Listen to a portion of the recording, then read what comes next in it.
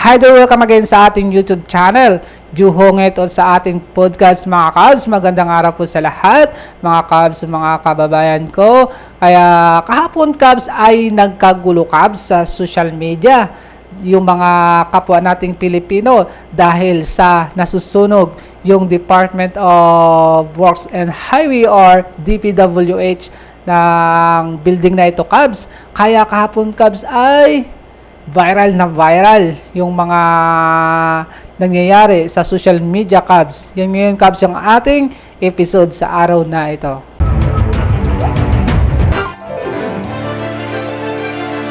At yan Cubs yung unang pahayag nila Cubs sa DPWH.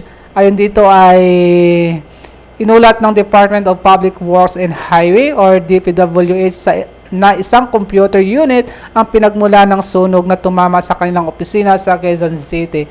Yan Cubs yung unang pahayag nila Cubs ay galing daw sa computer. Nasunog daw Cubs. Kaya sumabog ito yung computer. Nagkaroon ng sunog sa loob ng building na ito o sa loob ng DPWH Cubs. Kasi alam naman natin na, di ba, controversial ngayon yung flood control na mga project ng mga ghost project na hindi natapos-tapos pero ayon sa kanila ay tapos na. At ito Cubs yung ayon naman sa Bureau of Fire Protection ay galing daw sa Kisame sa nagkaroon daw ng short circuit kaya ito daw ay nagkakasunog. Kaya hindi natin alam Cubs kung ano ba talaga ang totoo na nangyari kahapon sa sunog sa DPWH Cubs. Ayan yung mga kapwa nating mga Pilipino sa social media sa buong bansa o sa labas ng ating bansa ay nagkagulo at iba't ibang komento yung nababasa natin sa comment section about sa mga report kahapon na nangyari Cubs. Ito Cubs ay pinagkaguguluhan talaga Cubs at nagkaroon ng viral. Kaya yung iba ay medyo nalulungkot, meron ding nagkakatuwaan, at meron ding alam naman natin Cubs, yung Pilipino, hindi nauubusan ng komento, hindi nauubusan ng mga anong sasabihin, paggandahan na lang ng comment. Kaya magbasa tayo ng comment Cubs. At ito Cubs yung mga comment na hindi natin alam kung naging katuwan ba ito yung nangyari kahapon kasi syempre accident nangyari ito na sunog sa ating publikong building. Kasi ito ay pagmamayari ng ating gobyerno at syempre kasali tayo mga mamayang Pilipino doon sa nasunog mga Cubs. Kaya ito Cubs yung mga Cubs, yung mga comment na pinagkuguluhan ng mga taong bayan sa social media kahapon. Ang sabi dito ay sinadya yan sunugin para walang ebidensya. O di ba Cubs? Yung mga Pilipino ay matalino na, hindi na gaya ng dati na sa radio, television, newspaper lang tayo makakarinig ng balita. Ngayon, isang saglit lang ay alam na ng mga taong bayan. Kaya sabi dito, the computer overcharge is preventing it from playing ghost project.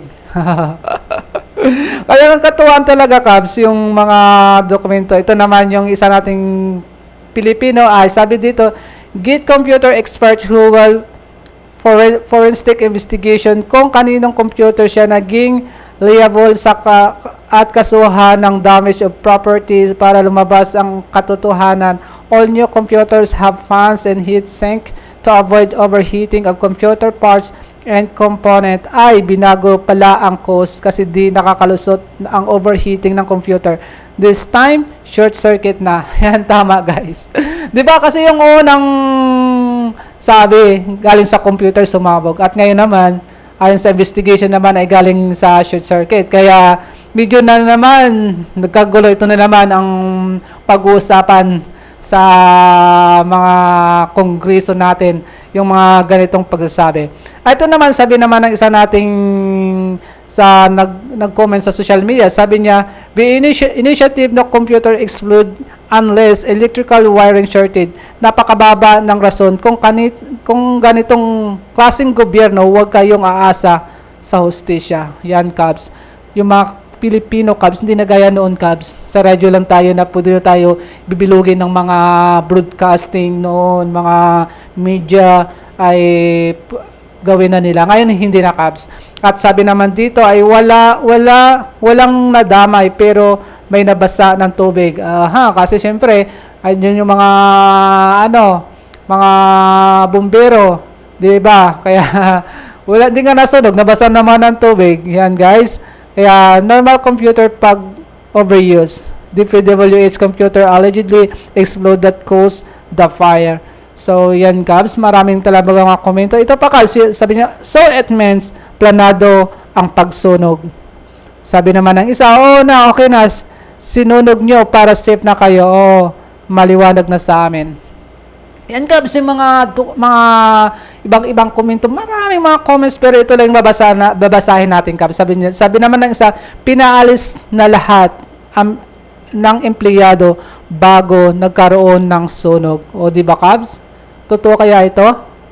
Wala ba nang nagkaroon ng mga injury kahapon?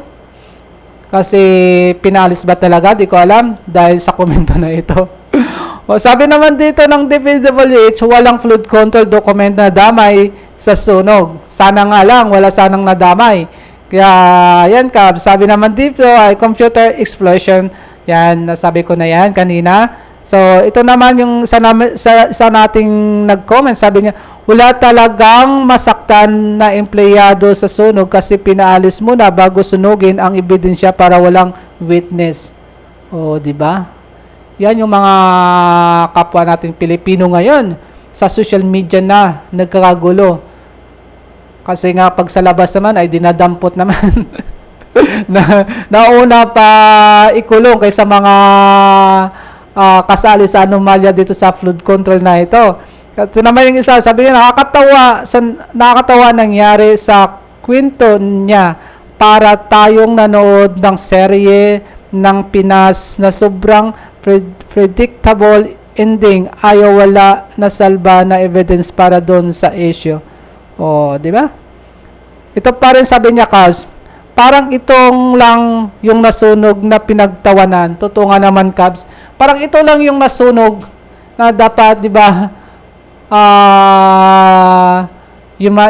humanity. Pero hindi.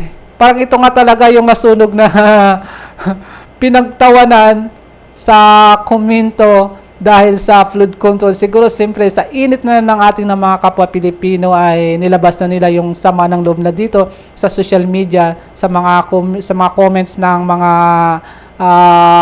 headline ng mga report. Kaya yan, Cubs, yung agoy, sabi niya, nasunog na ang ebidensya. Paano kaya paggantihan sila ng karma at mga bahay nilang biglang maliyab?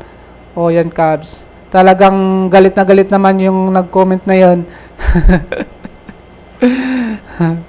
Yan, Cubs, yung mga komento ng ating mga kapwa Pilipino. Marami pa yung, Cubs, mga iba't ibang komento nila na mga talagang galit sila sa nakawan na nangyari sa ating bansa o corrupt. Sila sa mga corrupt na nangungurakot ng ating pera sa ating bansa, sa ating mga kaban ng ating bayan na para ito sana sa ating bansa sa pagpapaganda ng mga kung ano-ano, pagpapaayos sa mga halimbawa, yung mga building sa mga eskwelahan o mga kalsada kasi importante yan. Tapos yung mga kalusugan, mga ganun, guys. Siyempre, napakalaking pera nang nawala. Kaya yung mga Cubs, yung mga kapwa nating mga Pilipino ay nilabas na ang sama ng loob nila sa flood control na ito, sa controversial na sangkot yung DPWH sa corrupt ng mga project natin para sa ating bayan, sa ating mga publiko. Ay dito pumunta yung mga napakalaking perang nawala yung budget na para sana ay sa ating pagpapaganda ng ating mga infrastructure. Pero ito, guys, kaya hindi natin maano yung mga kapwa nating mga Pilipino na mag-comment ng mga kung ano-ano ng kanilang hinanakit dito. Kaya totoo naman talaga kasi Cubs na ganun Cubs, di ba? Dahil napakalaking pera, maraming mga Pilipino rin na ay hindi afford yung mga pangailangan pero talagang pinupursige pa rin para ito ay makakain ng maayos araw-araw. Pero yung ito namang mga sangkot sa flood control na ito ay talagang napakalaki yung mga nawala sa ating budget o para sana sa budget ng ating mga infrastructure, pero ito ay nawala Cubs. Hanggang ngayon ay hindi pa rin malaman kung saan talaga pumunta kasi puro lang investigation na nangyayari. Kaya Cubs, yung kaguluhan kahapon sa DPWH yung nasunog, nasabi naman daw ay wala namang na sunog yung mga importanteng bagay sa flood control na controversial na ito. Kaya malalaman natin yung mga susunod na araw kasi lalabas naman ulit yung mga next chapter ng kanilang drama kung ano ba talaga ang nangyari. Kasi una sabi daw sumabog yung computer. Yan, dahilan. Ngayon naman, sa investigation na naman, ay isang short circuit sa Kisame. Kaya, talagang maganda yung sundan tong Cubs, yung drama na ito. Pero, napakalungkot nga lang dahil sa kanila na yung pera. Bahala na yung presidente natin na sila yung talagang kung desidido na talagang hahabulin yung pera ng bayan ay makukuha din naman yan. Dahil andyan naman yung pera sa bank account nila. Diba mga Cubs? Kaya yan ang Cubs ngayong araw yung ating podcast. At huwag kalimutan mag-subscribe. Juhongit! Thank you for so much for watching and listening sa ating podcast. We are out.